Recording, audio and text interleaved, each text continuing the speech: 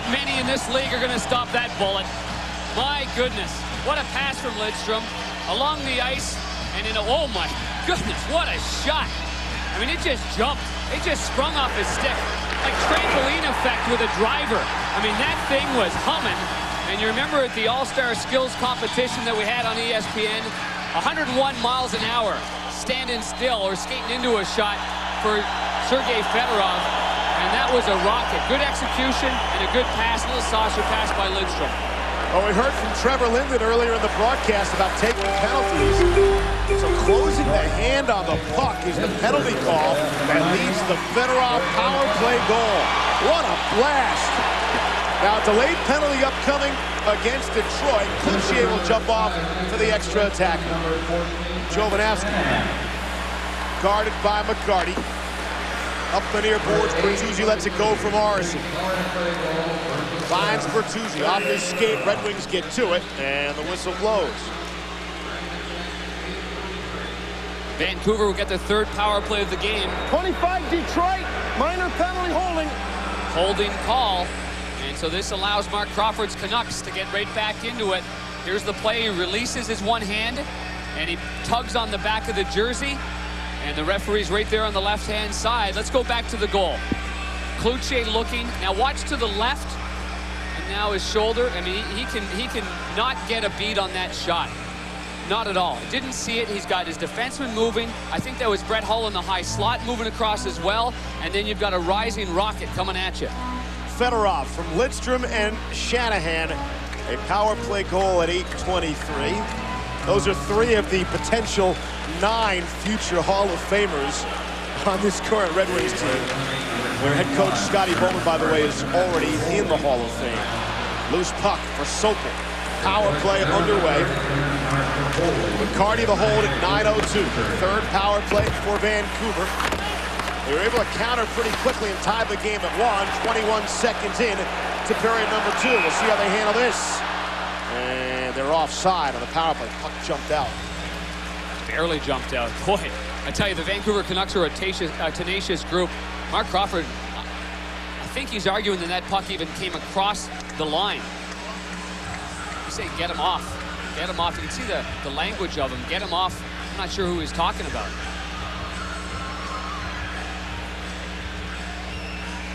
Intense down there in the battlefield. I mean, you're talking about the blue lines. That's where the battles, I mean, you know, battles are won along the boards, but your 2 blue lines, your own zone and obviously the offensive zone, and that's where you win or lose a lot of hockey games. That was just on the power play, though. This one here is, looks like it was maybe touched with a high stick. Face-off upcoming in the Detroit end. 10:27 left here in the second. 1:29 left on the McCarty penalty.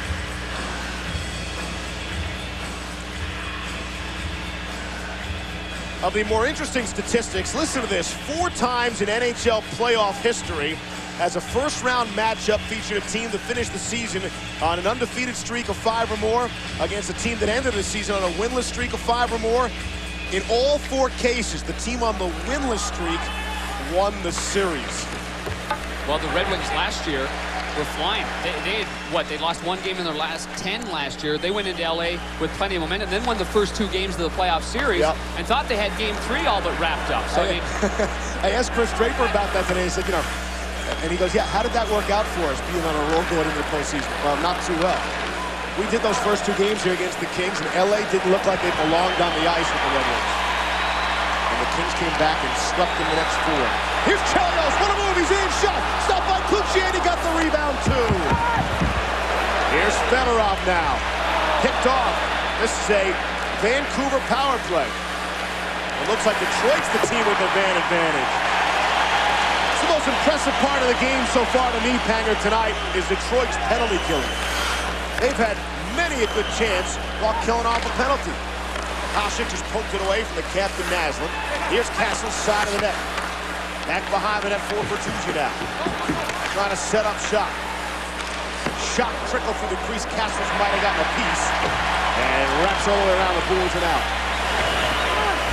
Canucks trying to catch the Wings on a change and can't. Fisher gets to it. Spins around and clears.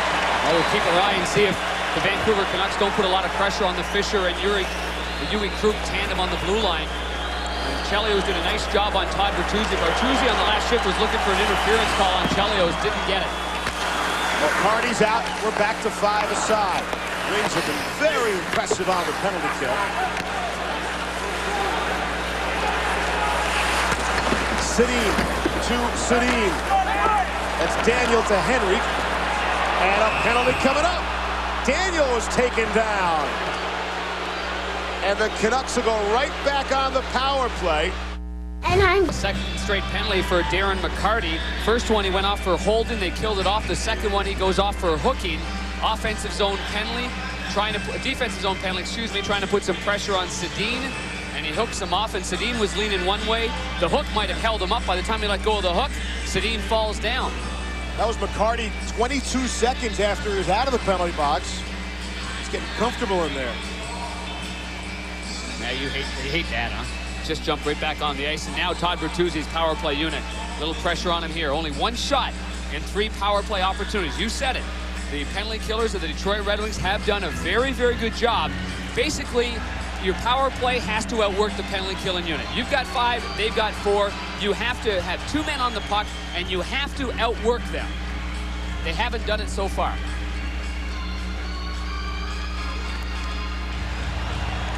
Castle's on the face. It's won by Detroit. Yzerman won that draw. He's really playing the wing for the most part, except taking the key face-offs. He is the best face-off man on the Red Wings. He was 50% in the first period, taking key face-offs shorthanded. You see how much time it kills when you win a face-off. They send it down, and already you're at 20 seconds. Here's Bertuzzi now. There's Naslund behind him. Castle's to the front of the net. Now back behind the cage. 2-on-2 there, and it went right through Bertuzzi's legs. And it's cleared out to center. Hull caught a break, got it through Morrison. Here's Naslund. Here's Brendan Morrison. Starts 20 minutes away from here in Ann Arbor at the University of Michigan. Good hit there. And more good penalty killing by Detroit. That's a better size matchup for Chelios. Morrison 5'11" and 180 pounds, and he took him off the puck on the near side. Here's Morrison. Slowed down by Shanahan. And that gives Erie Fisher all the time in the world. Time for a cup of coffee. Shanahan had a chance to make an offensive play. Instead, he'll kill some more clock and make a defensive play. 55 seconds left on the penalty to McCarty. Another good penalty killing. Good puck control here. Wow. And the key, too, for Detroit is it's Krug and it's Fisher. Fisher doing a good job there on that PK. By the way, Vancouver's power play was very good in the regular season. Steal by Shanahan. Really drew a penalty. Crowd wanted a call. And now a penalty is coming up. And Fedorov is going to go. Delayed call. One-time shot. Stopped by Hasek. Rebound hit the post. And now we get the whistle. A wild sequence here in Detroit. Well, this is what Vancouver wanted. When we talked to Trevor Linden before, I mean, they talked and talked about it, not allowing Detroit to go on the power play. Detroit has scored a power play goal, but now the Red Wings put themselves in a bad position. For the next 24 seconds, it'll be a 5-on-3 against, and it's an offensive zone penalty on Sergei Fedorov while shorthanded right there. That's the call that was made on Olin. It was a tripping call. The referee was right there. The referee wasn't 10 feet away from Fedorov when he did that. From our Southwest Airlines goal cam, we see right there the puck goes off the right post, the far post on goaltender Dominik Hasek. The fans didn't like the fact there wasn't an original call. But I mean, as a player, you have to control yourself. The referees are looking around, they miss something, the fans are going nuts, and then Fedorov just dumps it right in front of them. How many times you hear it today? Initiate, Now don't retaliate. That's playoff hockey talk right there, absolutely. And you saw when Linden went into the corner, and we showed him on the replay, that we saw that he was kind of goading them into something, had his arms by his side, waiting for somebody to do something to him to maybe get another call. Detroit Red Wings, Steve, called a timeout to give their penalty killing unit a little bit of time here. Yzerman, Lidstrom, and Chelios to kill this off. 24 seconds, the two-man advantage. Chelios went down, crowd wanting a call. Yzerman down now as well. 5-on-3, off the Red Wings and in! Shot off Chris Chelios. Andrew Castles from the angle. Chelios in frustration nearly broke his stick on the post, and we've got a 2-2 hockey game. Well, you know, you don't mind giving up a power play goal. You take a bad penalty, you put them on a 5-on-3, but from the short side like that, The Vancouver Canucks are really picking on something as far as Hasek is concerned, leaving his post. Now, granted, that might have hit the stick here or the foot of Chelios. He put his stick down, and it might have deflected off the shaft of his stick and then went by Dominik Hasek, and that's why Chelios was so frustrated. Bertuzzi was there. This looks like it was an intended pass by Castles. Yeah, there's no doubt. An intended pass to Bertuzzi went off the stick of Chelios, and Chelios swats the post. But still, Hasek's leaving that post a little bit too prematurely. Still a minute 48 power play time for Vancouver. And Hockey Town has gone rather quiet.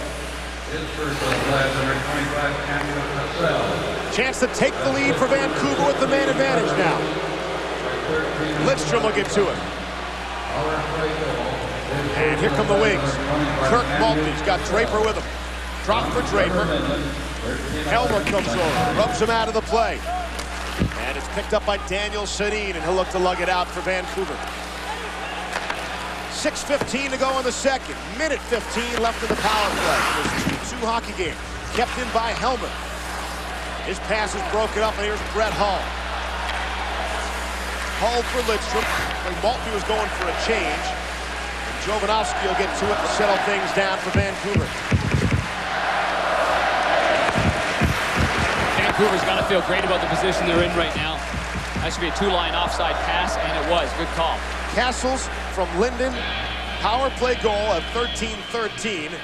And it banged in off Chris Chelios. Yeah, let's take another look at this as Andrew Castles gets his 3rd career playoff goal from the overhead. Let's take a look, and I'm going to get you to stop it, guys, right there. See, stop it right there. It deflects there and then goes up and off of Dominik Hasek. So, you know, clearly Hasek's anticipating something, and that's great to anticipate something, but you have to have the patience to stay with it before the puck actually gets there anyway. So it was a premature movement, kind of a, you know, an anticipated move to his right. But your defensemen are trying everything possible to keep the puck out of the way, so that's a play that Chelios just trying to help out, and it inadvertently goes off the shaft of his stick. As a goaltender, you want your defenseman to have his stick in that position, Panger, to block the pass or the shot, right? Yeah, you definitely do. Defenseman's job is to eliminate the pass going across. The goaltender's job is to make sure he stays at that post, because his job is the guy that has the puck immediately. And I guess you hug the post. Yep, and the goaltender's in the proper position. Even if it does go up Chelios' stick, you still make the save. You love the post. Offside at the Vancouver blue line. 14 seconds left in the power play. Trevor Linden gets one of the assists. You think of Linden, and I think of Mr. Canuck. I used to think it was Stan Schmiel, but Trevor Linden played his 1,000th NHL game back in March. They had quite the ceremony in Vancouver for him. He got all emotional about that. Keep in mind, he was the #2 pick overall in '88. Spent his first 10 seasons in Vancouver. He belongs in a Canucks uniform. Well, absolutely does, and he's been a great complement to the center ice position for this hockey club. Although he's played, you know, he plays right wing, but he can take face-offs and he can do so many other things.